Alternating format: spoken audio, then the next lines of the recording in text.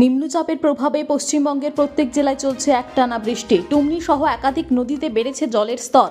সেই জলে প্লাবিত হয়েছে কাঁকসার বিদবিহারের শিবপুর, কৃষ্ণপুর, নবগ্রাম সহ একাধিক গ্রামের চাষের জমি। কয়েক হাজার বিঘা চাষের জমি এখন জলের তলায়। টুমনি নদীর জলে শিবপুরের ভাষাপোল জলমগ্ন হওয়ায় বিচ্ছিন্ন পশ্চিম বর্ধমানের সাথে বীরভূমের যোগাযোগ। চরম দুর্ভোগের মুখে দুই জেলার মানুষ, চরম ক্ষতির মুখে কৃষকেরা। স্থানীয় বাসিন্দা মদনমোহন ঘোষ বলেন, টুমনি নদীর জল বাড়লেই আমাদের দুর্ভোগ বাড়ে। যোগাযোগ ব্যবস্থা তো বিচ্ছিন্নই, সাথে এলাকার সব ধান চাষের জমি জলের তলায়। আমাদের যন্ত্রণার শেষ নেই। কিছুদিন আগেও একই ঘটনা ঘটেছিল। ওটাই চিন্তা করছি, যাবো কি করে এখন, যাবো তো আমরা ঘুম আমরা কি বলবো, আমি তো বাড়ি থেকে এসেছি, আমরা কি বলবো, জল তো খুব বেশি তো বেড়ে গেছে জলে।